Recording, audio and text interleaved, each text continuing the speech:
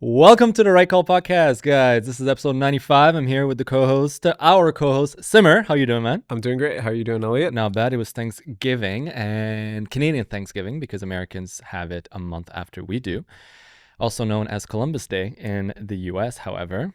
So I'm surprised we even celebrate it still, that it has not been X'd out from our cultural It's coming. heritage. It's a time to spend a bit of time with your family. It's a day off. It's never about just what religion and following a specific religion. It's a lot of, in Canada, we have a plurality of cultures and we get to kind of celebrate it all together. And that's one of the days you want to spend with your family. So Absolutely, and I did have the chance to go. I went apple picking with my little man, my Cool. little boy. So that was good. I posted a picture on Instagram, and of course, there's some people that just can't fucking get politics out of their lives, right? So a bunch of people are just commenting nice things. Obviously, just a picture of me and my son apple picking, and then you have this one absolute F-tard who's just like, "Are you raising your son to be a xenophobe?" And I was like, "What the fuck, dude?" Why? Just because he didn't like my migrant reel there when we talk about Palestinians and stuff. People are so fucking unhinged. He recognized you? Yeah. Well, he follows me. He's a crazy unhinged guy from BC. He sends me like DMs after DMs after DMs. He makes videos that nobody watches. It's like 3 views on it, but he makes videos where he puts my face on it and tries to like attack my points. But he's a little weird. Like, it's a little bit weird, right? Like, there's videos of him online in like what I can describe as a Speedo, basically doing yoga by himself in like what looks like a underground mine. He's unhinged. Anyways, Bike, this Wonderful. is for you. I call him Bike because his name is like la la la la. It's like a long thing, but there's the word bike in it. I don't know what his real name is. However, I have to glaze myself here for a little bit, right? No autographs, anyone. No autographs, because last week I had my American news channel debut On Fox News. on fucking Fox News, buddy. I just have to take a second and talk about it because to me that was out of the blue. It was not planned. I think we were Thursday afternoon. I was about to go to the gym and I get a message from the producers. I thought it was a scam at first. I'm like, turns out they saw the video that we did on the plummeting birth rate in Europe, and the one that Elon Musk himself reposted. And that video was garnered like 11.5 million views. So they said, we want to interview you on the Will Kane show at 4 p.m. Now, mind you, it is afternoon TV. It's not prime time.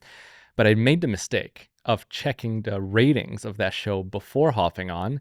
It pulls about 1.5 million live listeners. You're famous, dude. Dude, I was so fucking nervous before. I'm not going to lie, because like, even though it was last second, I barely had any time to prepare. And I had to, the chance to speak to a really good friend of mine who lives in Cali, and I do have to give him credit. His name is Stefan, and he's America's life coach. Stefan is actually pretty big in the US, and he's been on live TV countless times, CNN, Fox, Good Morning America, the Hallmark Channel. So I reached out to him, and I'm just like, hey, how do you work? How do you do this? He's like, well, how long's the segment? I'm like, 6 to 8 minutes. It's like, that's insanely long. I thought it was short. He's like, no, that's ridiculously long for live TV. And he's like, you're going to have like sound bites ready. I was going to wing it. He's like, nah, dude, you're going to have to sit down and prep some sound bites, because on live TV, it looks spontaneous. It looks unrehearsed, but it's the opposite. The only reason why it sounds so good is because you have to be rehearsed. Imagine, like, you and I are having a conversation long form. There's pauses, there's there's like, we make a mistake, we go back and we kind of correct it and we edit it. Live TV, you ain't got none of that. The guy is going to ask you a question. You can't be like, let me think about it. Things are regimented. It's like to the second. So throughout Friday during the day, I had 3 calls with them, producers and staffers, like putting me like through the paces, talking about what we're going to discuss. And then we had a sound check at 2 p.m. before the 4:15 segment. But the best is that they want you to be on like 30 minutes before you actually have the segment. So I'm there, I'm just there, and I have like this entire professional setup with like lights and everything, camera on a tripod, and my computer in front of me, and I'm just there, and I'm watching like on the platform they use. You're watching the live show, and I'm just like, shit, okay. And that's when you start getting nervous. Before it was fine, but you're there waiting your turn. That's nervous. And right before my segment was Greg Abbott, the governor of Texas, Greg fucking Abbott. So it's like, I'm watching him speak live in studio. I'm like, fuck, I'm going right after Greg Abbott. Oh my God. So then they go to commercial break, and you hear the producers in your ears. They're like, okay, cool. Elliot, you're going to be right after. I'm like, okay. And we had planned that it was going to be an intro. So he was going to do kind of like a mise en place, like a setting. So he comes back on, they're doing all the setting. And then you hear in your ear, Elliot, 10 seconds, stand by. And then I just went blank. Then I'm like, fuck. My intro, everything I had to say. Lights, camera, action, baby. And then I thought of Curtis because he used to always say like, it's showbiz, baby. You know, like it reminded me of that. But anyways, dude, hard pounding. So I don't know how I did. Some people said it was good. Some people said, you know, it could have been better or whatever. But it's a first. So that was fun. Anyways, done with that segment. I just had to share this because to me, I was like, dude, I did not have that in the cards for 2025. It just happened. It's one of those spontaneous moments. It just comes. Yeah. When you work on something, you're passionate about something, you get recognition, and success can kind of just strike in a moment. And you got that. I'm really happy for you, man. And you did great on the show. I think. Thank you so much. I do appreciate that. And you know what? I guess it's just the start. And got the name out there, the Right Call podcast. Our YouTube jumped like over 100 new followers in that one moment. It doesn't sound like much, but to us, it's a lot of work, and we're happy with every little bit that we can get. But anyways, today on the agenda, enough of glazing my own self here before I bust all over this desk. There's a few things we're going to talk about. Immigration. Today is an immigration topic, so we're going to uncover that because the West is clearly under threat. And mass migration, catastrophic mass migration, I think, has a huge role to play. And it trickles down into a bunch of other spheres of society. We're going to talk about a little bit about C2. That became actually C12 now. So this is an interesting thing. And I'm going to give ourselves credit. I think us bring attention to it. We played a little part. The liberals are trying to be sneaky about it, but it's important to keep that in mind. President Trump championing the peace agreement in the Middle East. That is huge. So we're going to touch that. We're going to talk about job reports in Canada. It's not looking too good. Actually, the government's making it seem like it's really, really good. But once you actually dig through the bullshit, you realize it's fucking abysmal. It's so bad. It is insane. It's you're not gonna. I know you're not gonna like talking about this. You're gonna get into a little bit of a thing. And finally, at the end, if we have time, I'm gonna do a little bit of a research segment, and it's titled "Are Women the True Extremists?" Ta ta ta. This is gonna be controversial. This is data and science fact, okay? And this might just get me banned again from TikTok. So, man, the appeal was denied, by the way. I have not been reinstated on TikTok. I was banned for good. Yeah, that happened to me too. I lost a big account because someone threatened me to X me, and I lost my main account. Is that what happened? Someone threatened you? Yeah. And like TikTok sided with them? Yeah. No, well, TikTok didn't side with them. I just made a response video to it, and I used some words that probably I don't want to use in terms of, you know, someone wanted to off me, and so okay, someone wanted to off you. Yeah, that's what someone messaged me. Anyways, let's get to work. And well, you know, it was not an approved response. You did not check with the CCP handlers if your response was allowed to be on TikTok first. That's exactly what happened. Oh man, this is insane. All right, so let's talk about another subject that's going to get us banned from TikTok once again. At least I got to give it to Meta. Meta, ever since Trump came into office, they've backtracked on the whole censorship shit, and they're actually very much pro free speech. Love that. And like Instagram now is finally turned into more of a free speech platform. Not X level yet, but I mean, it's better. It's night and day. Yeah, absolutely. All right, immigration. Fuck, where do we begin? See, I think we live in a country that maybe like a little mise en place. We live in a country that is defined by immigration. I think it's always been a national identity of Canada, right? The French versus the English, and then eventually the Irish and the Germans and the plethora of other European nations that came and helped build and push the frontier and develop the nation. And then eventually other immigrants coming in. I don't think migration or immigration was ever the issue in Canada. And it used to be very well regarded. Absolutely. People enjoyed it. I'm from a family of immigrants, so exactly, yeah. Right? And maybe, and I know you've spoke about it before on the show, but again, as we're getting listeners and growing, do you want to give a little bit of a background of like your family history coming to Canada? Yeah, my parents came here with pretty much absolutely nothing. It's a very typical immigrant story that they come to Canada, they leave their destitute countries, or they leave in times of crisis and war. In the case of my family, my father moved here when he was quite young, and he met my mother in India, and then they moved here. They started living here, and my dad was pick himself up by the bootstraps kind of guy. He built his business starting with absolutely nothing, we had stores. We started selling products, and So at brick and mortar stores. yeah, absolutely. Okay. We had little perfume stores in the Eaton Nice. Center of Montreal. So, No way. Yeah. Cool, cool. And so, that store helped us build. That store helped us build our family, Mhm. send me to good schools. And live the Canadian dream. And yeah, that's a little background about my family. And see, the thing is, like, the immigration system used to be a point-based system in Canada, right? Yeah. So we established, or we would attribute points based on certain attributes like education, experience, age, family conditions, like you have children, are you married, are you single? All these things would create a ranking, and you needed X amount of points to be allowed to immigrate to Canada. And ever since the Liberal government came into power in 2015, what was once probably the pride and joy of immigration systems in the world, it used to be emulated, looked up to. The US used to even talk about how good our immigration system was, has now turned into a floodgate of like a shit show, if I dare Absolutely. say such a thing, right? Well, there's also all the fraudulent documentation. A lot of these new immigrants in the last 5 to 10 years, a lot of them come in with fraudulent documentation. I actually have a statistic. New data from the Department of Immigration shows that Canada is now host to a staggering total of 3 million temporary immigrants on both expired and valid permits. That's 1 in every 13 people living in this country. That's a pretty interesting statistic. That 1 in 13 people are Not temporary illegal, but immigrants. temporary, right? Temporary immigrants on both expired and valid permits. So some of them are illegal because Some of them, yeah.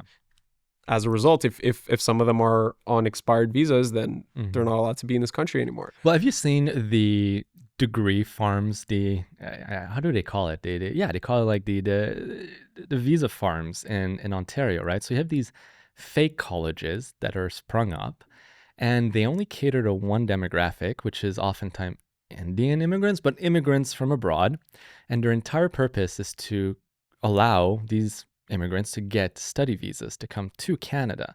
And then once they're within Canada, well, guess what? They don't really attend any school. They're not getting any degrees. And then oftentimes, they'll have children, tether babies as they're called. And this is something that was brought up recently. Some members of parliament are actually talking about perhaps introducing a law that would amend the Naturalization Act to remove the ability for domestically, so for Canadian born, but to Foreign parents. foreign parents from naturalizing, right? They want to bring it to a point where at least one parent needs to be I Canadian. think that's the Conservatives that want to push that. Or even make it so that if you're on a temporary permit in Canada, then it doesn't apply to you. If you're a permanent resident or you're a naturalized Canadian citizen, sure, you're in here paying your taxes, you're actually trying to assimilate to Canada. But you have all these temporary permits being issued, work visas, temporary foreign worker visas, you name it, and they come here with the sole intention of giving birth so that they can have that tether baby. And then eventually that leads to them being sponsored and brought to Canada. That system is definitely being exploited for sure. And the main concern about that is when it's with people who you do not know if they share the same allegiance to your country that we do. Even we were talking about my family coming here from another country. We are loyal to this country.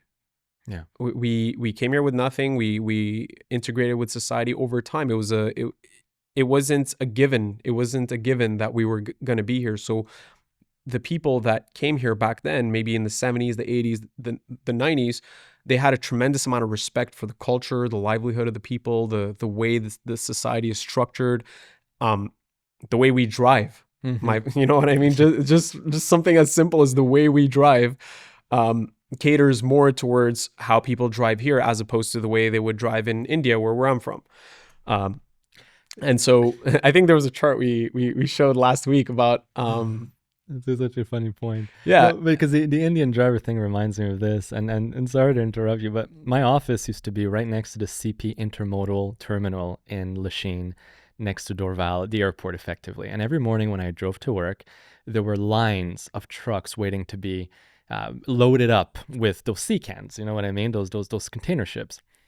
And I never really paid attention, but now in hindsight, every single driver was of East Asian origin, Southeast Asian origin, let's put it that way, right? And now we're starting to realize that a lot of them don't even really have valid commercial driver's license, No, or not at it's all. been fraudulently acquired. And it has horrible consequences in the industry. There was recently 2 cases of innocent people getting killed, and the people and the truck drivers were not legally allowed to operate that truck. And this happened twice recently in recent memory. And so these are the devastating consequences that these kinds of what happened recently in happen. Ontario, actually, exactly that. A driver from Southeast Asia caused a collision, 100% his fault. Turned out that the person was indeed not holding a valid commercial driver's license, and he fled the fucking country back to his home country. After he was let out on bail, as usual, we love bail here. So no, it's kind of fucked up, man. It's crazy. And if these people are not properly documented, there's no way to preserve law. There's no an order. And earlier we were talking about their allegiance to Canada. A lot of these people that protest are actually burning flags. They're burning Canadian flags while protesting, while living in this country, having the right to protest legally in a country where we allow civil discourse. Well, not so much anymore. For sure. Not as much as we used to anyways. A country that allows civil discourse, and these people are burning flags. Do you want to see some of this footage? Yeah, let's put it. Yeah. They actually want to destroy our civilization. They want to ruin Canada. Nobody supports Canada. Every single one of them. They hate Canada. They view Canada the same as they view Israel, some oppressive state. You know, Israel's just the little Satan. So this is just a random video that popped up on my feed, but they're protesting legally, which, you know, either side as you were, if you're on either side, I have no qualms with you. I'm not involved. But if you're going to protest in Canada, at least show Canada the dignity, at least show the Canadian people around you the dignity to not burn the flag. And a lot of these are probably the immigrants that we have issues with because they don't have allegiance to this country. They're let in with a lot of times fraudulent documents. They're not documented and they don't love this country the way the OG immigrants do.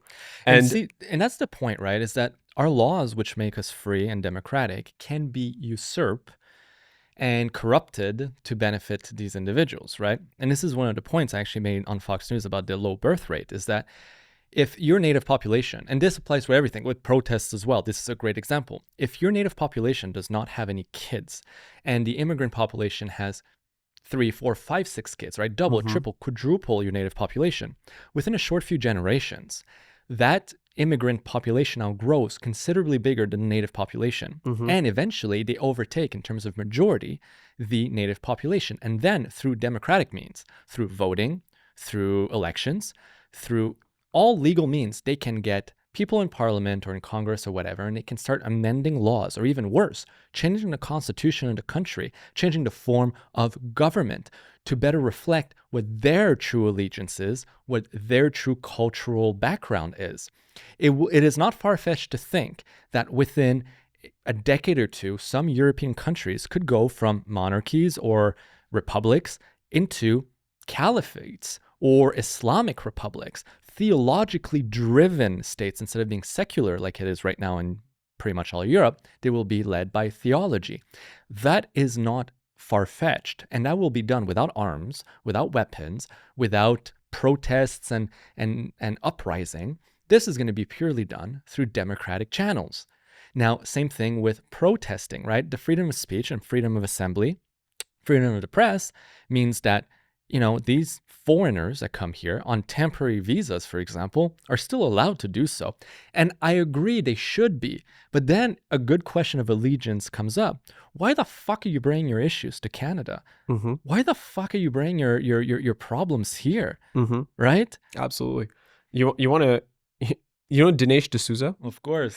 There's a clip that recently came across my feed, and it really summarizes everything we're talking about.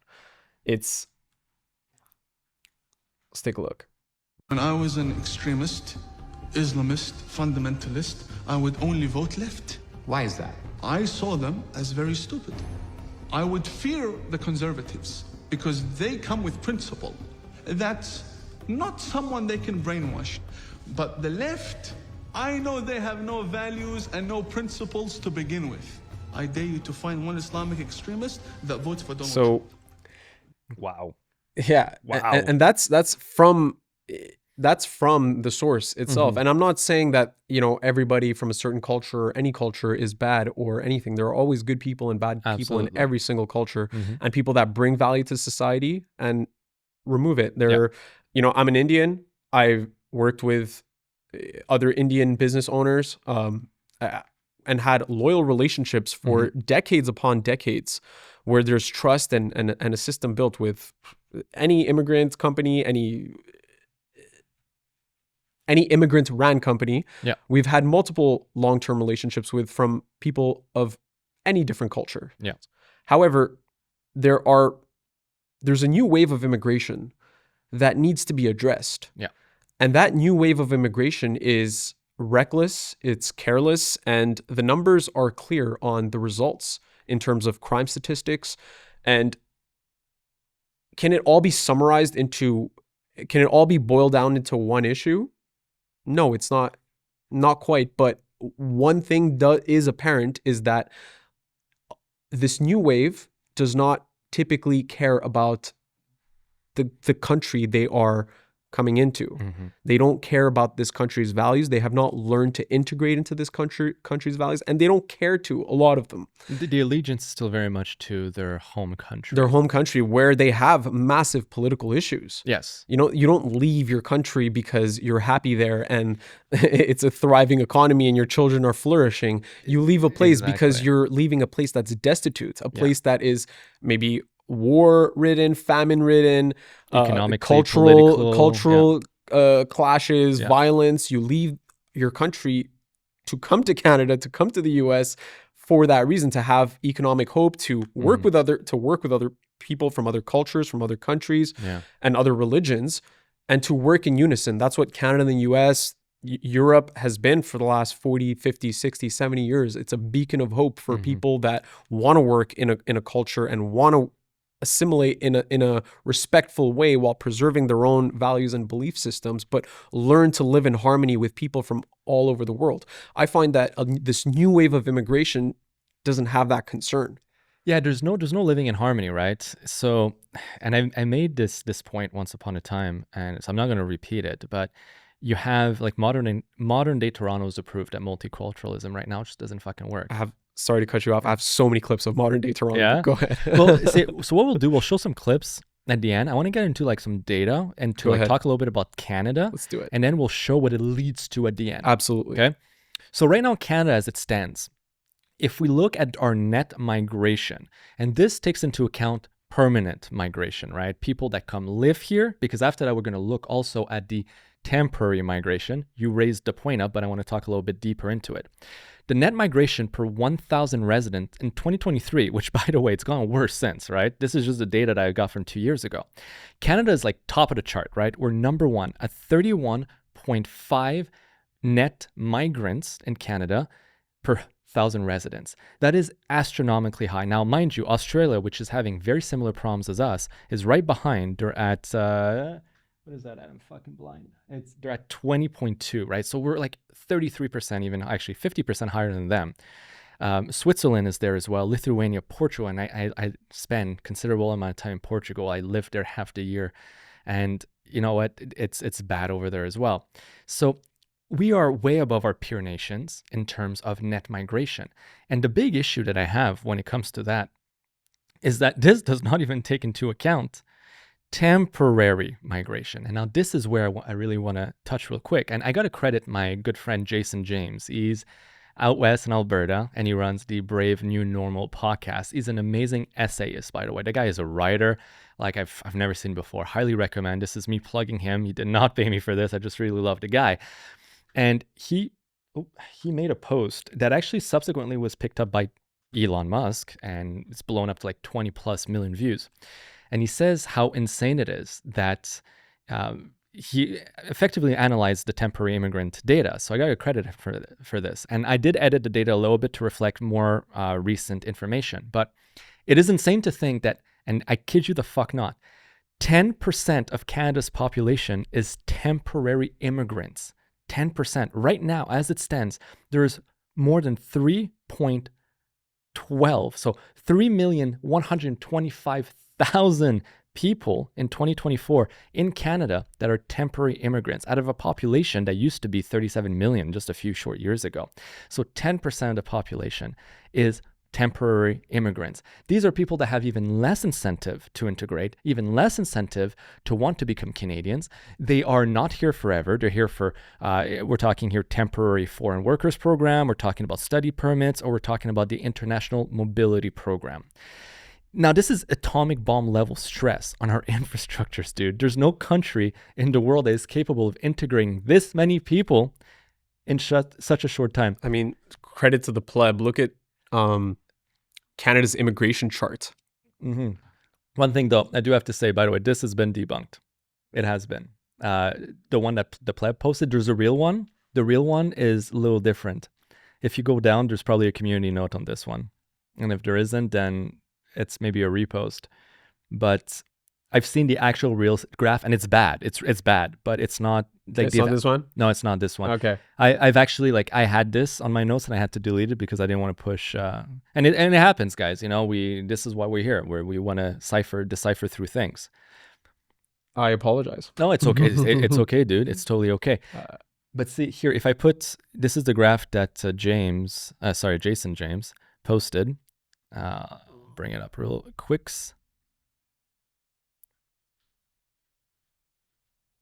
So this is what the graph looks like.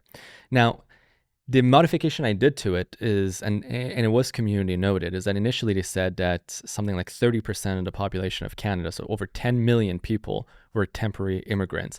The issue is that they added the numbers, the values of every year together, whereas this just shows the amount of outstanding permits out there. So they're not cumulative, right? Because you would be adding some people twice or 3 times or 4 times. So, but ultimately the number here that's still important is 3.125 million people. 3,125,000 people are temporary immigrants. So that's, again, in 2024 alone. Yeah. In 2024, there's 3.125 temporary permits out there in just 1 year. Oh, did we build like 3 million housing units for these people? Let me wonder. Well, it's okay. We're about to invest like fucking $3 million per building there. Per unit. Per unit. Here's another interesting fact, just to show how much Canada has changed recently, right? As of 2025, actually, no, I'm not even going to say it. I want to hear what you think, okay? How many people, what do you think is the total share of the population of Canada that is not born in Canada, that is foreign born? 40%. Dude, that's the number I used to think, by the way, and that's actually pretty spot on depending on the sources, but I'm going to go to a more conservative one, okay? Because again, my goal is not to be extremist. 25.5% of the population of Canada is foreign born. That is wild. That is insane. I don't know, man. For me, that's insane. It That's is, an insane you know, number. which leads me to, and this point is very contentious, very contentious, but I have to make it. I have to. And this is the stuff that gets you banned. But is it time to save the West? See, white European account for roughly, depending on the source, between 7 and 14% of the world's population, right? It's an infinitely small minority. Yet, in most white Western country, the special status of minority is given to non-white residents, right? Indians, Chinese, Native Americans, you name it, right? Doesn't matter where they come from. Say a person from China that lives in Wales is considered a minority, yet there are over 1.1 billion Chinese nationals versus only 3 million Welsh in the entire fucking world. So in my eyes, isn't that the huge deception?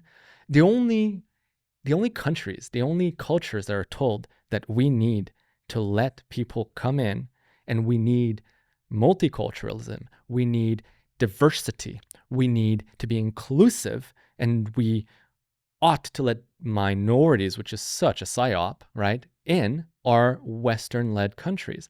But again, and in Canada, perhaps we are the majority, but in the entire world, and we are a globalist-led entity now to planet Earth, we're the minority. Like, I am part of the minority. Just have more kids. I need to make some babies. And we're going to start accepting love letters here, you know? We're going to accept letters at the Right Call podcast. No, don't do that. But look, to answer your question, is it time to save the West?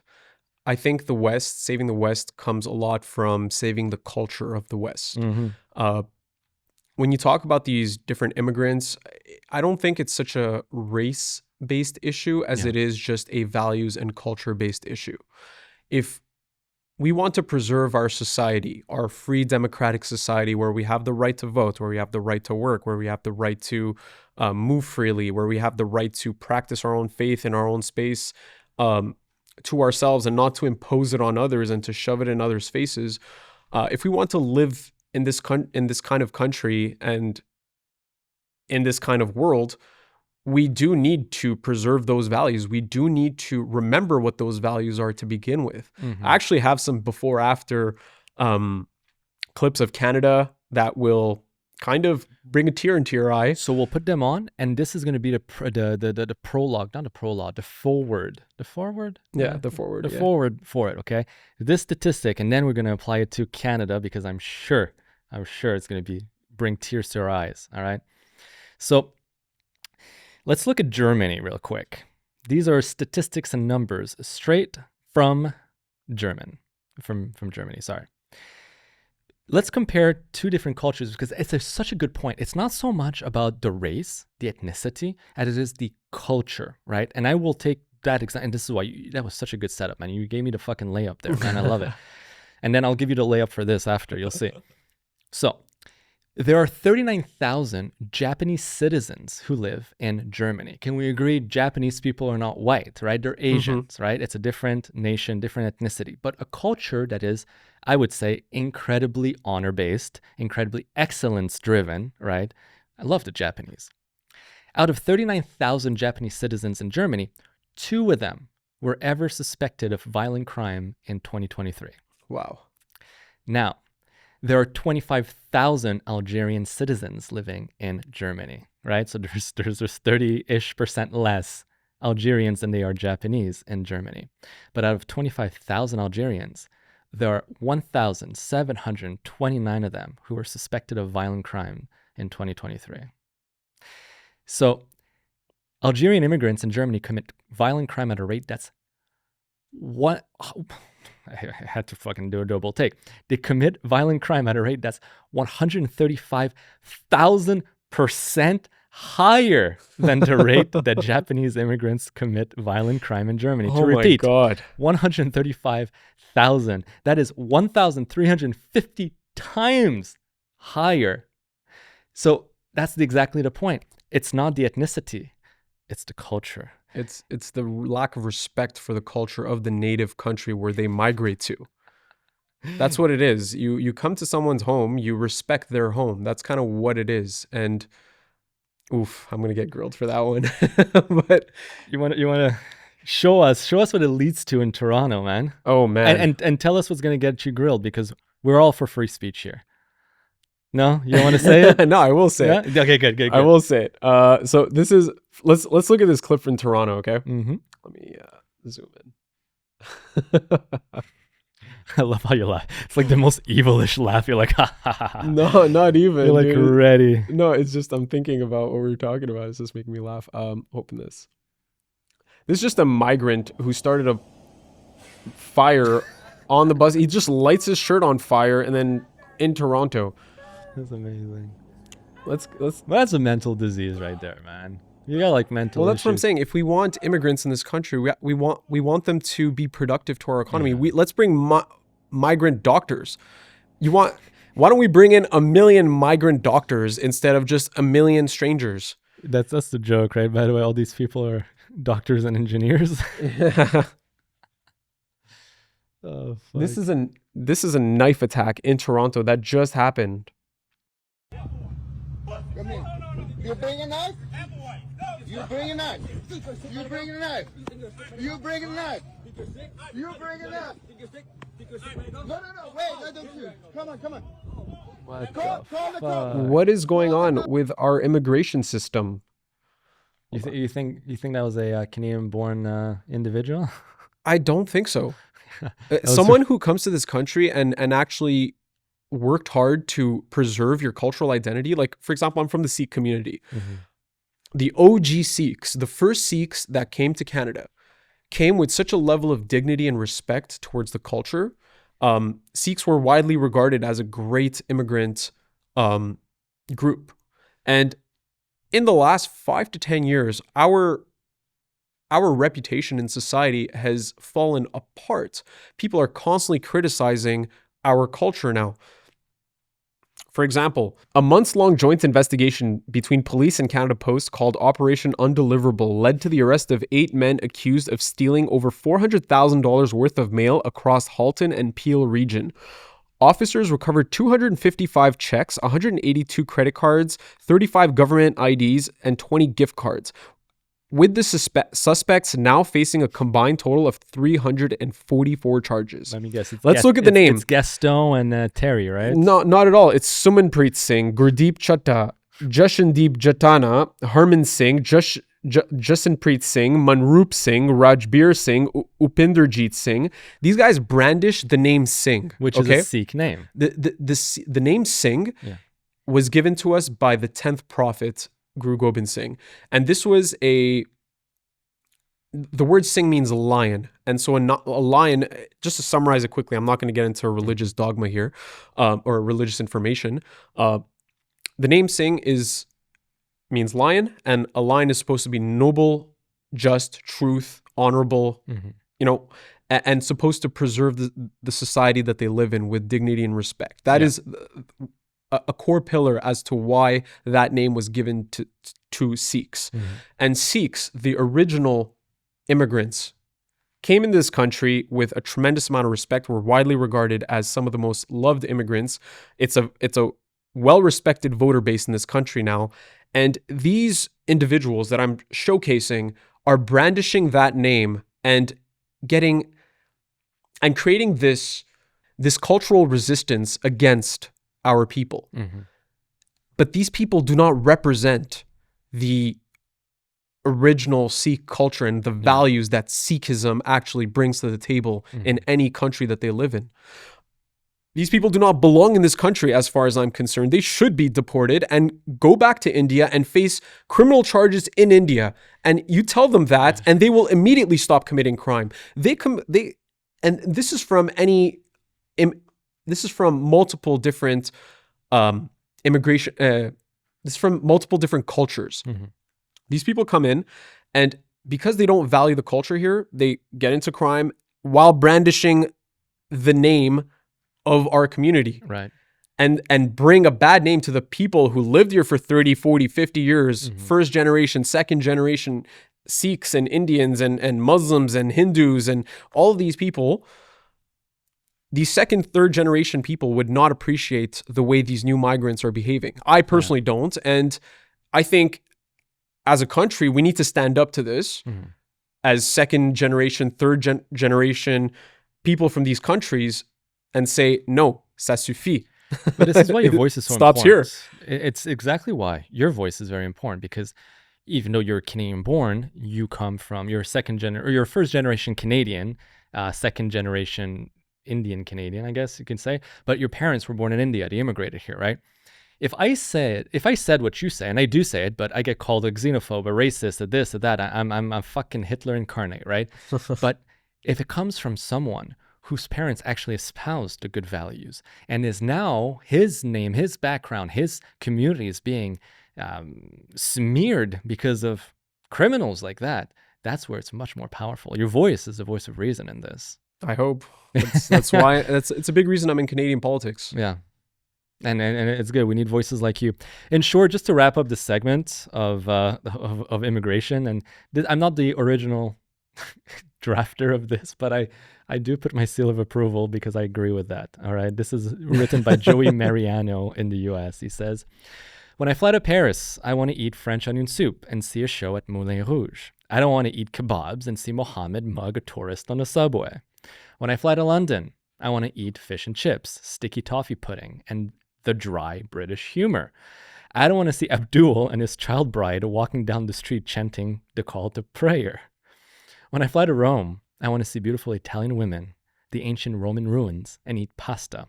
I'm not there for Arabic delicacies and sub-Saharan migrants pissing on the streets after they rape people. If I want to see other cultures, I'll go to their countries. Is that not clear? I mean, it's a little crude, but I mean, if you've seen Europe It's hardcore, recently, but it's a valid criticism. Indeed. So that was on immigration today, guys. A little touchy. We ran that one almost 45 minutes. That's a good thing. Let's go to let's come home. Let's talk about something a little bit cuter, maybe real quick. Like credit card delinquency rates. Let's talk about other things that are horrible. No, but I mean, a little victory. We shit on Canada a lot, but let's savor a little bit of positivity. C2, if you remember, that was the bill, the I guess you could call it the technology surveillance bill, the one that allowed the Canadian government to decrypt data, to access backdoors that they force into apps and platforms, and effectively makes us all pretty much criminals. Without a warrant and without telling the company, without informing the public. Yeah, Secret. Yeah, absolutely exactly. secret. Well, now, and it was hidden within what it was called the Border Security Act or whatever, right? It was hidden within a bigger act. So the Conservatives have managed to stomp that, to put a stop to it, temporary stop to it. So C2 now will have to split. The border security element will stay on C2. So the bill is being amended. So they're only keeping the border stuff, which, you know what? The border stuff is good stuff. It's more CBSA agents. It's more technology at the border. It's tightening things to please Trump, obviously. I'm for that. Good for them. And they're going to take that whole kind of mass surveillance apparatus shit and they're going to stick it into a new bill. So it's not over yet, but at least now it's standalone. It's a little bit easier to expose. So that is now called C12. And it's also a delay. So we've delayed maybe the inevitable, but we've done good. So kudos to the opposition party for doing that. I think that is tremendous. Yeah, man, it's a tiny little victory. Let's take it. Yeah, I guess so. I mean, we have to bring the focus to the major issues in this country. What I don't like about this kind of legislation is that it shows how distracted the Liberals really are from the actual core issues, and it shows their agenda of their obsession with power that is undeserved in some ways. But that's such a good point, right? Yeah. Because the Liberals so far, since this session of Parliament has been active, have tabled 12 new bills. 12 new bills, and not a single one of them is about making life more affordable for Canadians. They're all, and I mean every single one of them, about more government control. All of them.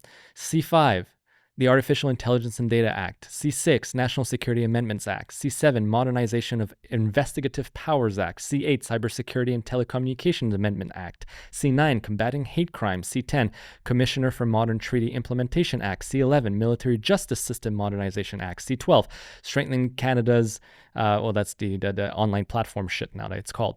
12 bills. Not a single one of them about the economy. Not a single one of them about, you know what, let's fix our issues. No, they're all about how can we get more power over the citizens. It is insidious. It's scary even.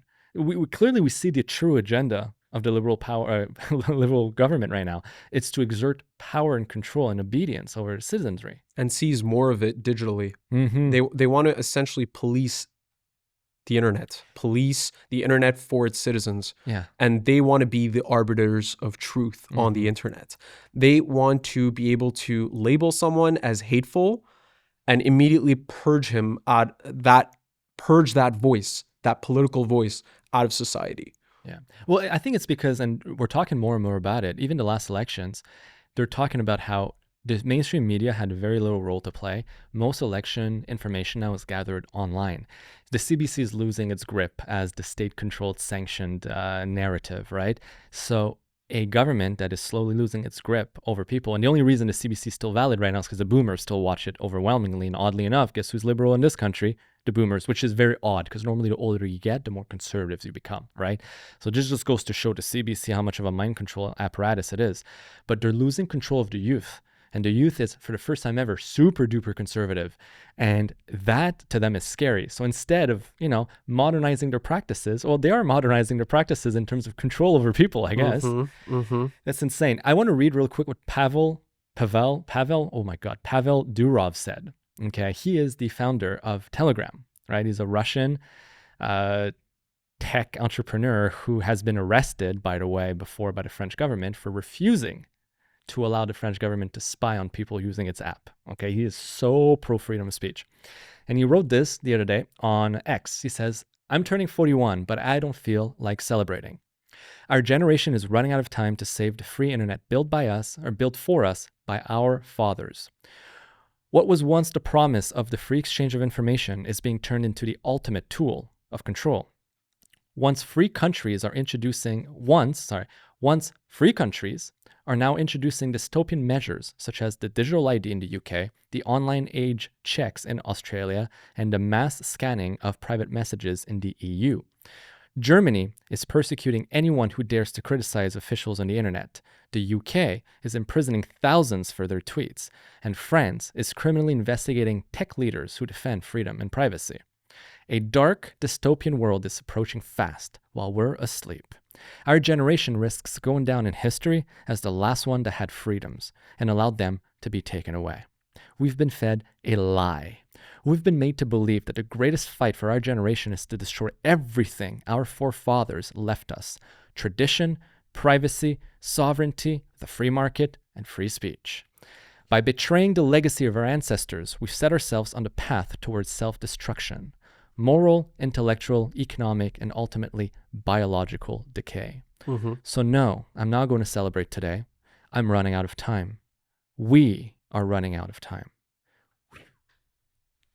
That's deep. And when it comes to what he was talking about, economic decay, it starts there. Because culture disintegrates the moment people become hungry. And some of these statistics around Canada that are coming out are extremely, extremely concerning, because we're going from a place where people were struggling to afford their necessities to a point where people are no longer able to afford their necessities. So this is like a very critical juncture we're at economically in this country. There are statistics coming out that Canada looks like, the state of Canada today looks a lot like 2007, 2008, 2009 in the United States. A nice big fat bubble. Absolutely. So Canadian real estate bubble resembles US housing bubble in 2007. Nice. I mean, that's just a major, major red flag. And a lot of data has been coming out where, for example, one of them is 50% of Quebecers are $200 away from insolubility. 50% of Quebecers, some of the biggest left-wing voters, are now in this situation. Let's keep going. How are we going to afford our fucking poutine, Colis? Oh my God, that's hilarious. I mean, It's sad because I really love Quebecers. I really love Quebec culture. I love growing up in Quebec, and to watch my own people, 50% of the people living in this province, $200 away from delinquency, $200 away from insolubility. Insolvency. Yes. Correction. It's all good. Okay. I'm Québécois. I correct you. I tell you how to do the talk.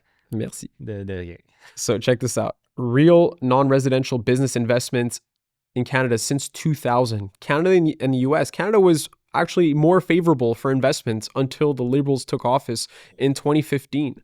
Do you know why? It's because Canada used to be seen as a stable nation, right? Stability is incredibly important to investors, right? That's what we want. That's what we want. I'm not an investor. Well, I mean, a little bit, but not that much. Anyways, investors want stability. They want a market that does not go through busts and booms, and a market that has a strong potential. And Canada used to be that. It ain't so much now.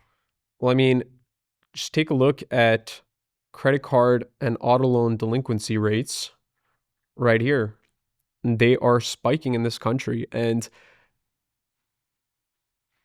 the more you use your credit card, if you are hiking up your credit card balance, it's because you don't have savings. Yep, exactly. Or you're Or you're just completely irresponsible. Yes. So this shows that the savings in Canada are so low that people are relying more and more on credit cards and are more and more unable to pay them on time. Yeah. This is a bubble about to burst. Same thing with auto loans. Yeah, auto loans is a big one too, for sure. It's it's funny. We should be interviewing a stripper. We should do like The Big Short. The real trick, the real recession indicator is strippers. They know, but for real, man. They know the economy better than us. They know the economy better than us. It's true. This leads a little bit to something that just came out recently, the job reports in Canada. I mean, go ahead. No, okay. Well, I mean, take a look at this. Taiwan asks Canada to export oil, calls it a national security issue. Yeah. We were talking about the legislation that the Liberals are pushing through, most of it's focused on authoritarian control over the internet. Mm-hmm. We could be selling oil to them. Like you were talking about the focus, the lack of focus, rather. Yeah. It's such a disgusting lack of focus that we could be making money exporting our commodities or natural resources. And instead, the Liberals are focused on authoritarian control. Oh, yeah. Canada could be so fucking rich. And that's something I will hammer day in, day out. Canadians, if they only knew how wealthy they could be, would riot. They would take to the streets. I'm not going to say what violent thing I was about to say. They would take to the streets because we are being robbed. We are being taken for a fucking ride, for a loop, because we could be so fucking wealthy. We spoke about it last time, wealthier than Saudi Arabia. Spoke about it months ago, wealthier than Norway, and we're doing nothing with it. Now, however, don't let the Canadian government distract you from the truth, because they just came out with the September job numbers, right? And they are, to much fanfare, yelling to the top of their lungs how good they are. Canada added 60,400 new jobs in September. Take a second. Round of applause. Except for when you really start digging into it. So the first thing I'll say is this, right? Let me guess. Oh, go. Mostly government jobs. How did you know? Because it's Canada. So the first thing that I looked into was, okay, so we added 60,400 new jobs. That's good. Like, I'm happy for that. I want Canada to succeed. Okay. But then I looked at it and I realized that in July and in August, we had lost 100,000 jobs. So, so for a quarter, we're actually still down 40,000 jobs, but maybe we're on the up and up. So let's be positive. We're on the up and up. Okay, good. Let's forget the fact that July and August, we lost 100,000 jobs. Let's look at the jobs. Public sector jobs accounted for about 51% of those 60,000. Not surprising. That's 31,000 jobs. While private sector jobs were only 36%, or 22,000. The rest, the balance, being self-employment. The thing, though, is that unemployment unemployment rate held steady at 7.1%, which is a multi-year high right now. We are at a peak of unemployment. So there's a few points. Like, let's analyze this, right? Public sector jobs are not productive jobs for the economy. It's not. It's like the housing market. We invest all our money in the housing market. It's not a productive sector in the fucking economy, right? It's nice. It creates like booms of GDP, which government loves to say, oh, we're doing good. It's not productive. It doesn't generate fuck all. And this is something that I found, thanks to Grok, and this blew my mind. It takes on average 1.5 to 4.5 private sector workers in order to sustain the pay of one government worker. One. So right now, to give you an idea, we've added 31,000 government jobs and only 22,000 private sector jobs. That means that the ratio is so fucking skewed. And let's clarify to our viewers, because I think we come from a little bit of a financial background. We research this stuff constantly. Mm-hmm. Why is it bad for the government to grow more than the private sector? Oh my God. Well, okay. There's so many reasons. Well, the number one reason being government only derives revenue from taxation. They cannot function without forcing you to pay them. In Canada, right? Because there are governments in the world that operate as a business. They actually do exploit their resources in other sectors to generate wealth for their citizens, as they should. You know, governments truly have a fiduciary duty. Citizens should be shareholders and governments should be the executives or the officers, right? They have a fiduciary duties to the shareholders. In Canada, in the case. Imagine if you were a shareholder of a company, but every fucking quarter or every year, every fiscal year, the company sent you a bill saying, thanks for being a shareholder, now pay us. That's what it is. Yeah. That's basically what the fuck it is, right? What it is. So my favorite part though of all of that, if you dig even deeper, out of those 60,400 new jobs, 43,000, so 71% of those jobs were in only one province. Alberta. Alberta, baby. Danielle Smith, baby. So basically Alberta added jobs to Canada. The rest of Canada did fuck all. And, you know, going back and your point you're making, right? Oh man, I'm going to show you this.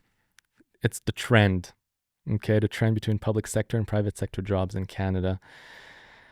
It's not sustainable, right? When we consider that 25%, actually, I'm not even going to say this right now. Look at that. Okay, let's zoom the fuck into this bad boy. Ay. Okay, this is the trend. The gap between public, private, and self-employment in Canada. Right now, over 25% of jobs in Canada. Oh no, that's not 25% of jobs. That's the gap. Yeah, it's the gap. The gap between the two is increasing. But it just goes to show there's more public sector jobs being added to the economy than private sector jobs or self-employment jobs, which is bad because self-employment, by the way, is the cornerstone of society, dude. It's the small to medium enterprise. Right? It's what we need. It's the entrepreneur. It's your family, for example. That's exactly it. That's what drives fucking value. You know, you want to look at this graph and tell me when it all started falling apart? Because up until about 2020, they were all in line. Yeah. And since 2020, you see a complete breakdown. And so what does that tell you? It tells you that what was happening during that era should not have happened. The lockdowns, the mandates, the excessive government control should not have happened. And this is the adverse effect that we no longer have entrepreneurship growing in Canada. Yep. And that is a very big red flag for our economy. It's a huge red flag for our workers, for the people looking for jobs, for private sector jobs. And the government is essentially what that chart clearly shows is that they're trying to compensate this by increasing the size of the public sector to temporarily boost up the GDP numbers to show we are making economic growth. But really what is going to pay for that is deficit spending and money printing. And so it's really just going to cause more and more inflation. We're going to have a bigger and bigger public sector. Our dollar is going to lose value and the debt bubble will pop. Is that not what we are seeing today? Is that not everything we have covered in this show? Absolutely. It is so insidious. And the one thing that, you know, people also don't seem to realize, oh my God, it hurts. It fucking sickens me to see this. I'll hear sometimes people saying that, you know, at least it means that the services will improve.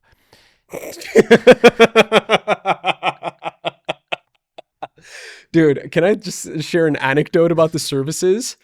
Okay. I'm not going to share too much detail, but let's just say someone very close to me had to go to the hospital recently in Quebec. Okay. And we were driving around from hospital to hospital across Montreal to find a place where there was a wait time less than 6 hours. Jeez. Okay, we finally found a place where we thought, okay, this might be the place where we should potentially settle. No, Queen Mary. Okay. Queen Mary. Because the Jewish hospital is actually pretty good. Okay. Yeah, it's like the only one that's like, okay. Because it's privately funded. Well, it's public, but it receives a lot of Public funds from private funds, yeah. from, you know, Yeah. the community. So we sat down in Queen Mary Hospital. It took us about 3.5 hours just to get called into the room.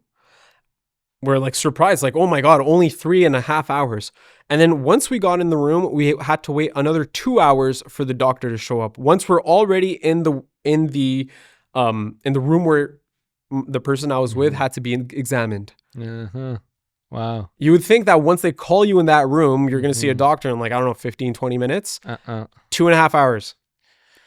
Bro. Okay. And Bro. so we're talking about the increasing public sector. It's not improving. No, it won't. Well, I mean, look, you're an entrepreneur. You've run a business, right? Or you run a business. And I can tell you this from having run businesses as well. I've seen this firsthand, right?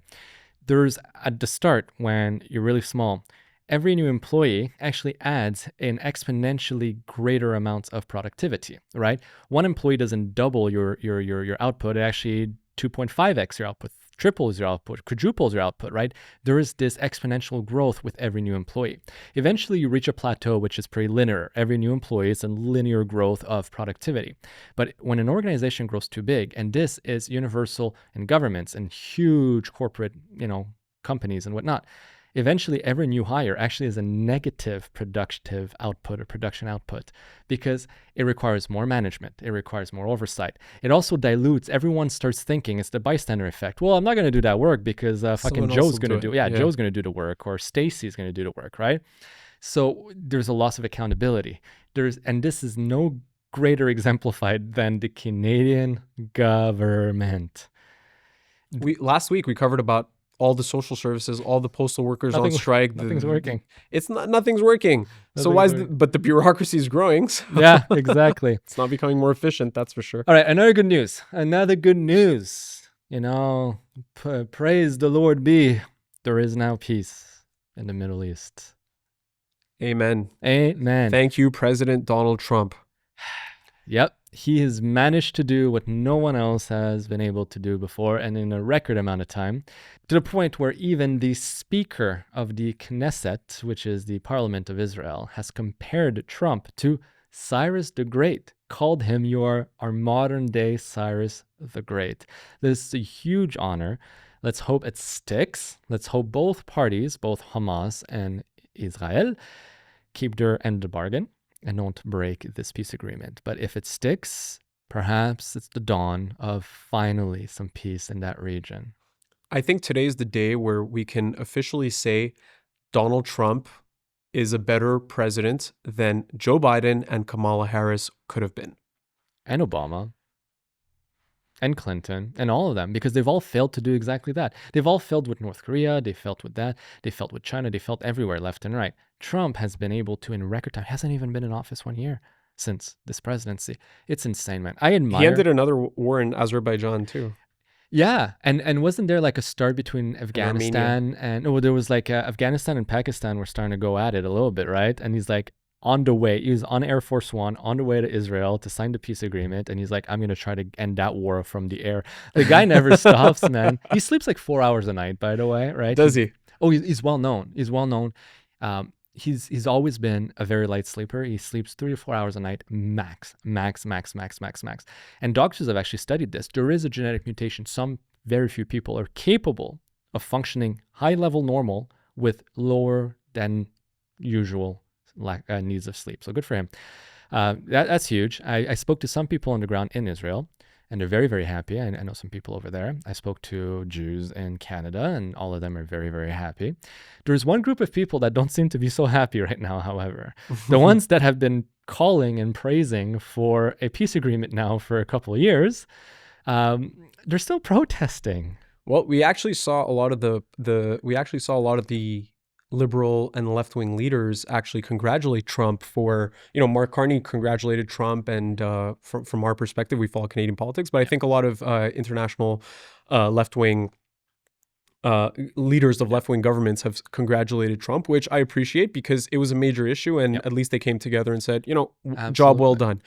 The voters, however, like you're sharing, not so much. And you know what? It's this lack of credit at the baseline. Even the most moderate liberal, you tell them Donald Trump ended, like, at least brokered the ending of that war for a period of time, a war that was just getting worse and worse for years and years. Yeah. And they're unhappy. They won't even give them the basic amount of credit. Well, people have been so radicalized for so long that I read this post, I kid you the fuck not, this person who was protesting saying, we demand a peace agreement that hasn't been agreed upon or hasn't been negotiated by Donald Trump. Are you fucking out of your mind? Like, it's at a point now of derangement. It's the same thing with the vaccines. They did the same thing with the vaccines. I'm not going to take, as soon as Trump brought in the COVID vaccine, it was Operation Warp Speed that brought that in quickly. And liberals were saying, oh, we're never going to get vaccinated. Never, especially not by a vaccine manufactured by Donald Trump. Some ridiculous statements like this, okay? And as soon as Biden gets in office, it's like, triple vax. Triple vax. Who are you? You guys are the anti-vaxxers. And it's like, okay, all right. Isn't that wild, though? It's like, it's gone to a point where it's the result doesn't matter. It's all about feelings on the individual. So again, today should be, or yesterday was a historical day where both sides should have celebrated, should have called for unity, should have been happy that it's finally over. And people, not from the region, by the way, I'm sure people in Palestine right now are rejoicing, but it's all the others, liberals often in Western countries that are living nice and quiet fucking lives that are still protesting because the man who saved the day is the man that they don't like.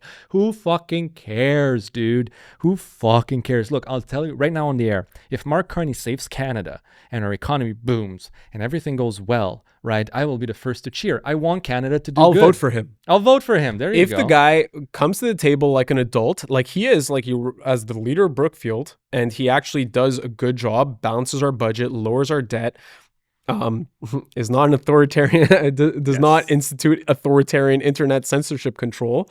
Well, I'll say, good job, Prime Minister. I respect you. And you know what? I might even vote for you. Oh, that's a good post you got there, right? The Gaza peace deal announced. As soon as you're talking about it, in major victory for the Trump administration, the people on the ground are like, please end the bloodshed, end the war.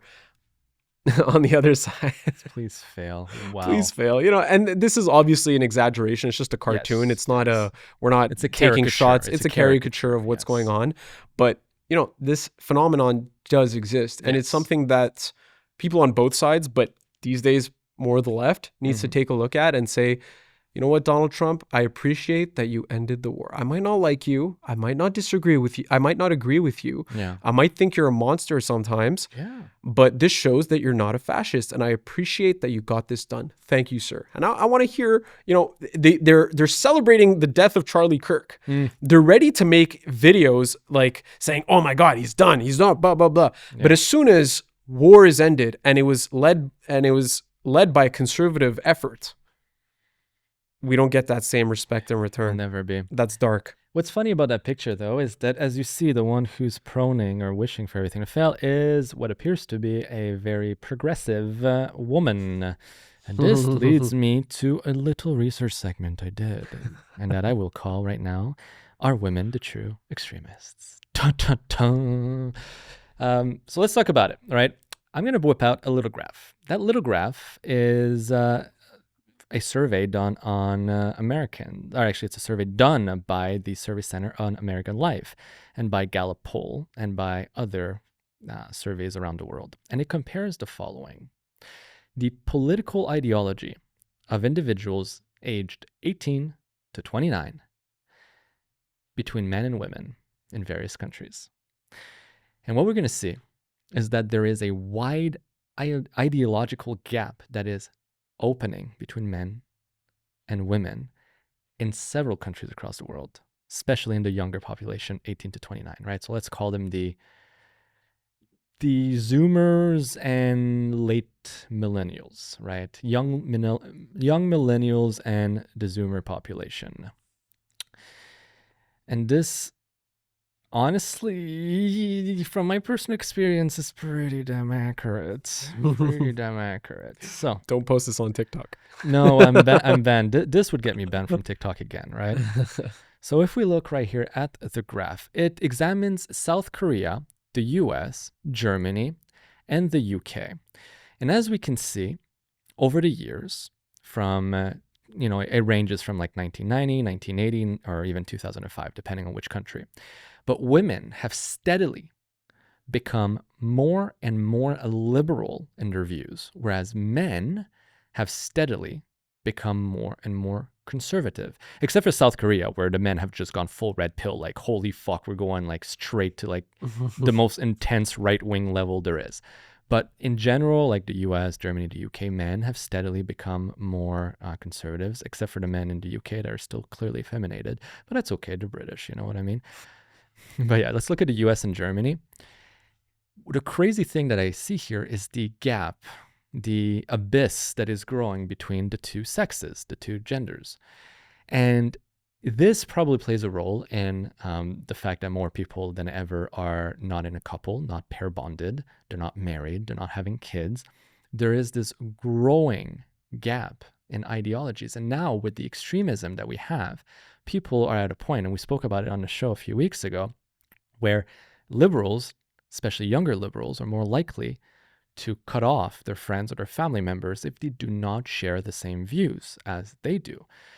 So what's fucked up though about these graphs is just that, like, it makes me wonder, why are women becoming so fundamentally and faster than everyone else? See, except for South Korea, where men just became crazy conservative really fast.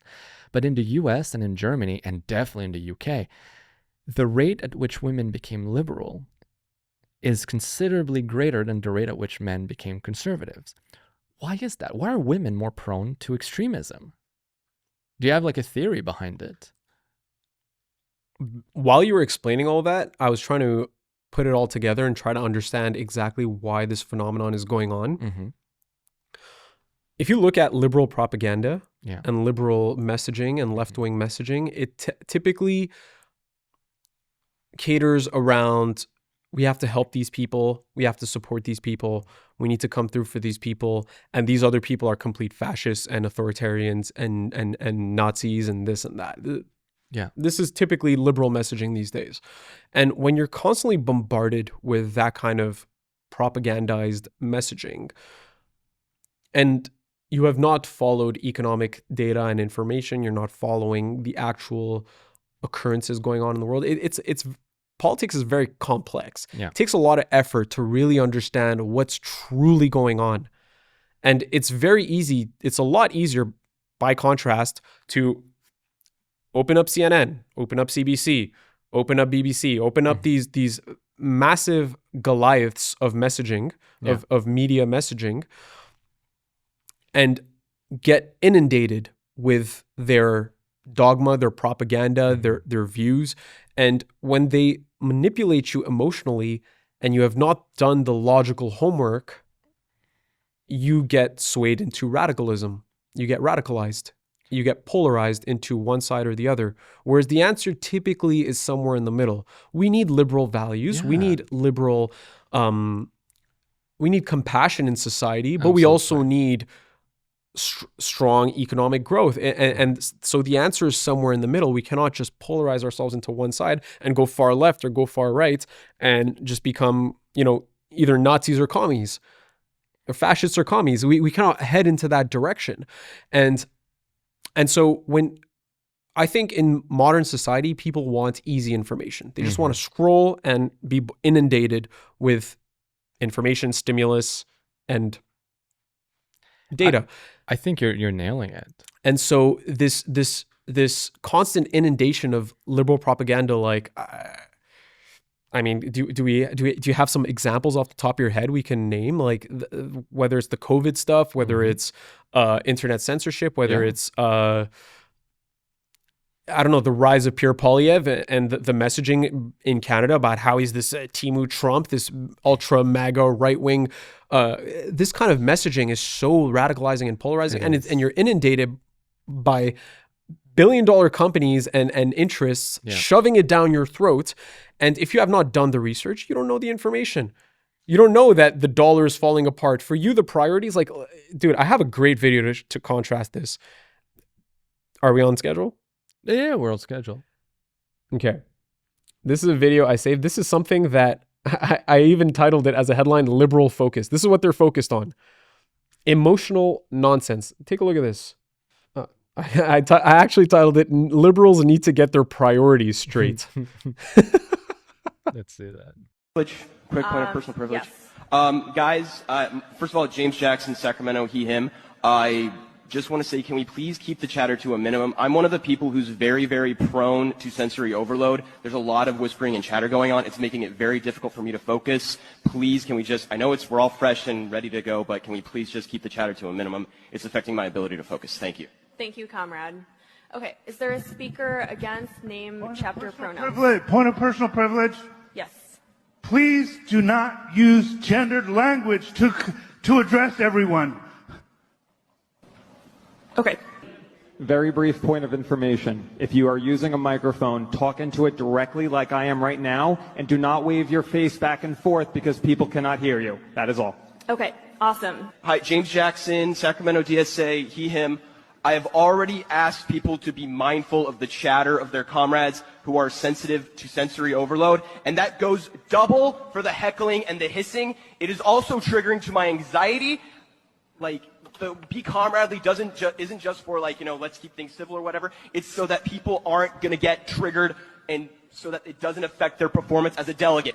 We have a lot of disabled comrades, and a lot of those are invisible disability. First of all, in this room, I see that no one's clapping. I'm going to get a brain aneurysm if I keep watching this shit. Okay, these people are so misinformed and propagandized that they are not able to reach any sensible conclusion as to what's going on. If these people are in a group and this is their main concerns, point of privilege, LGBTQ rights, all these extreme left-wing causes. Sorry, I'm losing my train of thought. You're looking at me straight into the eyes. Yeah. Am I distracting you? A little bit. Point of privilege. Do not look at me like this. Look away. Yeah, exactly. Look away.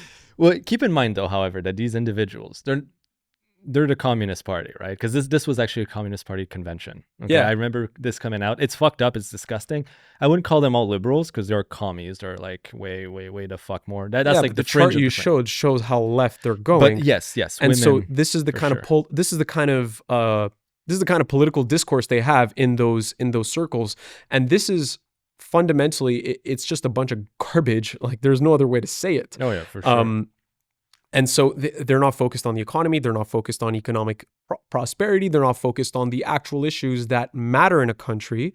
They're more focused on nonsensical social issues like point of privilege, my anxiety is being triggered. And it's like, okay, I get you, but like, try to understand that there are much more serious things at play here that you are fundamentally misinformed about. And so you're asking, why is society going more towards the left, especially women, specifically? Mostly women, If women are being inundated with this kind of propaganda, if they're not focused on the actual issues at hand, if they don't consider the other side, they will be radicalized. And I think you hit the nail on the head. I asked Grok. I was curious. This is what Grok said. And what you said is pretty much, you've paraphrased Grok without even knowing I asked Grok. Okay? I am AI. You are AI. The data center is you. So the reason why women are more likely to become liberal and tend to be more swayed towards extremist liberal policy is because social psychological factors include heightened exposure to social media echo chambers that amplify anxiety and ideological extremism with young women. Evolutionary traits make women more conformity-prone, vulnerable to contagion-like hysteria, and things like the pandemic isolation spiked women depression by 25%, according to the World Health Organization. While brain differences heightens emotional processing, feminism pushes against traditional roles and fosters discontent, per evolutionary psychology views. Women are not insane, they're just maladapted to respond to modern stressors. But then I pushed it even further. Here's a little graph, and this is not nice to look at, but we must nonetheless. It's a graph that compares effectively It's done on a 2020 Pew Research, and it compares conservatives, moderates, and liberals on the question: has a doctor or healthcare provider ever told you that you have a mental health condition? With the percentage of people saying yes. So you have the age group, 18 to 29, 30 to 49, etc. You have men and women, and you have political leaning, conservatives, moderates, liberals. In every case, women are higher on the chart than men, but that's besides the point. Another thing to realize is that the younger you are, the more likely you are to have mental health issues. That's also besides the point. Because the real point is to look at where liberal women lean here. So according to this Pew Research, over 50% of women who identify as liberals, age 18 to 29, have been told by a doctor that they have a mental health condition.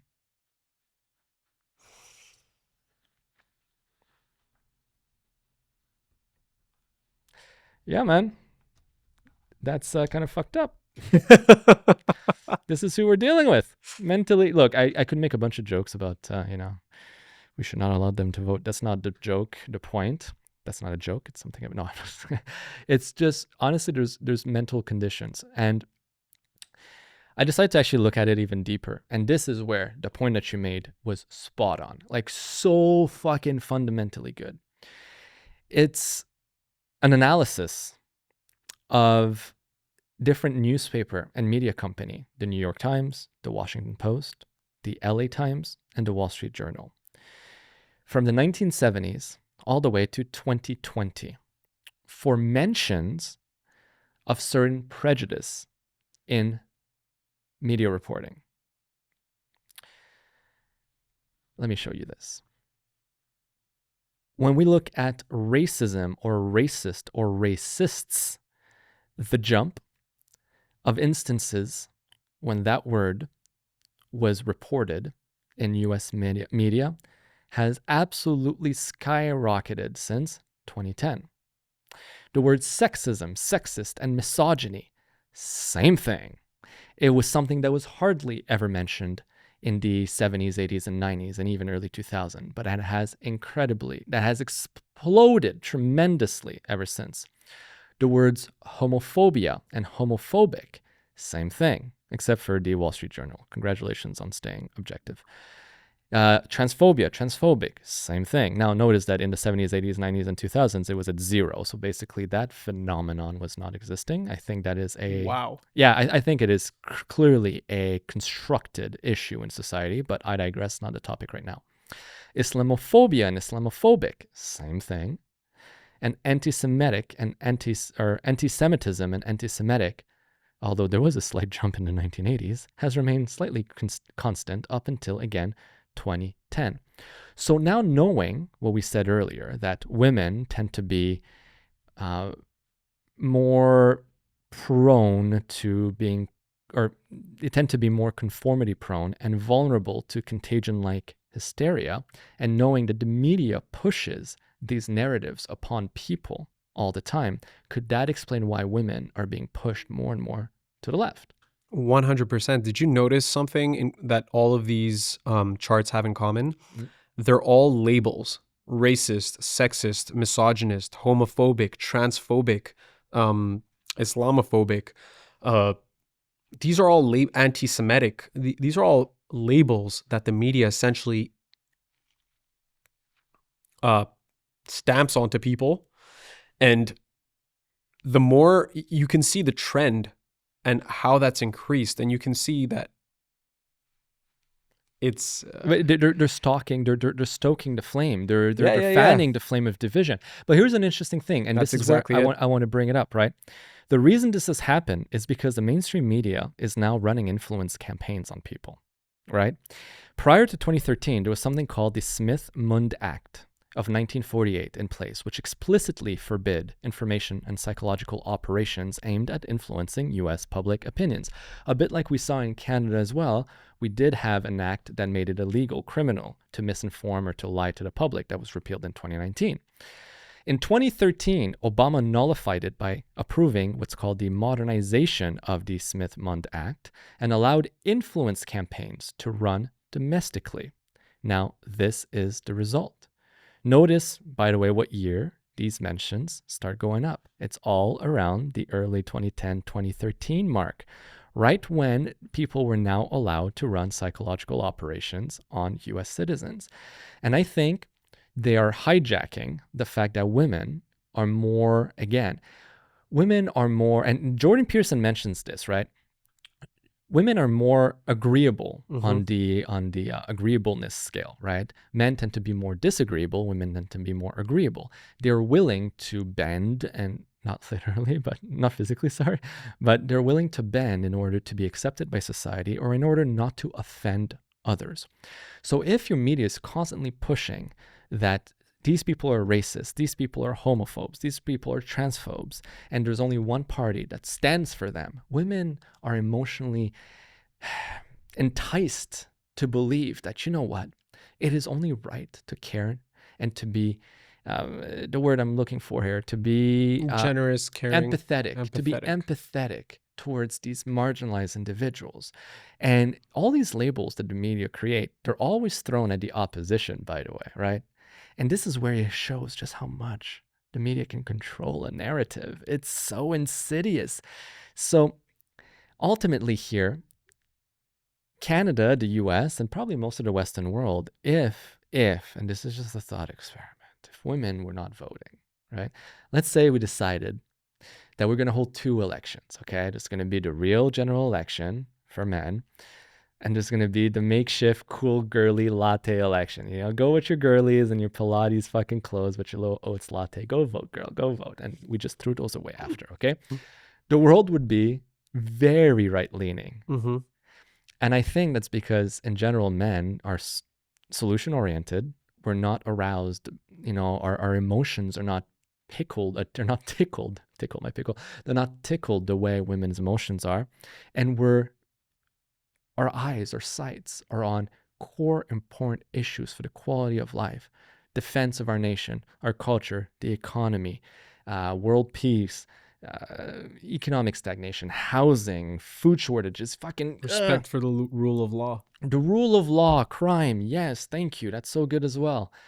Yes. Whereas women, it's always like, you know, we got to be inclusive and let the immigrants in and let's offer housing and everything. You know, some of those initiatives are great, but if they're not done with proper care and attention to the logic behind it, it just becomes a shit show. Exactly. And I think, you know what, and this is the beauty, right? I have a son and I watched the way my son's raised compared to his mother and myself. And it is so beautiful to watch a woman and her nurturing side and her feminine side and how important it is for society. And I think we are 2 halves of a whole and we need each other, men and women. But the evolutionary aspect of humans is being hijacked by malicious actors in order to turn one against the other and in order to hijack the narrative. It is not normal that as time progresses, women become more extreme to the left and men become not even close to extreme to the right, but become more right-wing.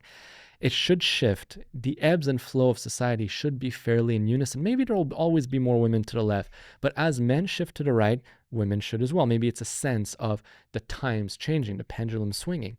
But no, that's not what we're seeing. We're seeing an increasing velocity of women to the left and a shifting tide of men to the right. And the thing too that we have to realize is that perhaps women are the best targets for a malevolent government or agency to target, because us men, we are in a way completely subservient to women when it comes to evolution or sexual selection, right? Women are the guardians of sexual reproduction, right? We tend to say that women are the gatekeepers of sex and men are the gatekeepers of commitment, right? But plenty of men will absolutely, and we call them white knights, right? We call them the little soy boys. You know, they will absolutely vote against their own benefit or the benefit of society if it means that they think women are going to like them for it, right? We've seen that. That. Maybe it's a little controversial to say. No, it's not. I think we need a certain degree of masculinity to stabilize itself. I don't think it's just women that are victim to this kind of social manipulation. I think men are as well. I think men and women need to come together more to discuss these things in a very calm and pragmatic way, as opposed to alienating each other, resenting each other. There's also an element of the nuclear family being destroyed in our Western democracies. We were talking about low birth rates. What do you think is causing those low birth rates? It's people, A, not being able to afford having families nearly as easily. B, I guess I think modern day feminism.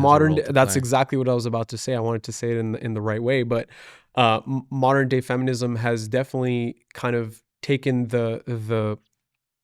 their rhetoric a little too far, and I think they need to realize that the nuclear family is important. It's something that we need to kind of go back to. It's what brought us to where we are at. It's what brought us to this beautiful society, this civilization, this the infrastructure we take for granted, like the internet, the phone, just your functioning toilet or running water or electricity. These great inventions, the airplane, they came from people who were working in unison. Families working in unison, companies working in unison, countries working in unison. If you look at, I don't know if you've ever seen the historic voting results of previous US elections. Have you ever seen that? I have not. Okay. So we can talk about this a little bit next episode, but but we could just cover it a little bit today. Sure. Historically in the United States, well, these days there are red states and blue states. Texas is always typically going to go red. Florida's typically going to go red. New York is typically going to go blue. California is typically going to go blue. If you look at before the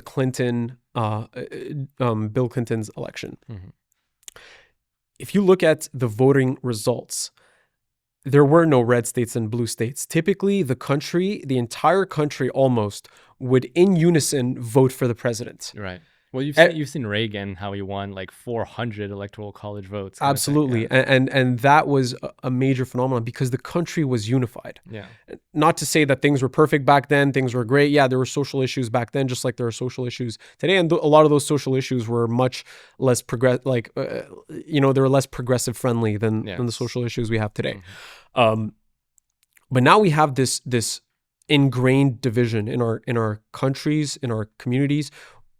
The left will never vote right, and the right will never vote left, because we have lost our unison in Canada, United States, in Europe, and society needs to go back to that a little bit. We need to look at our country as this sanctuary of peace.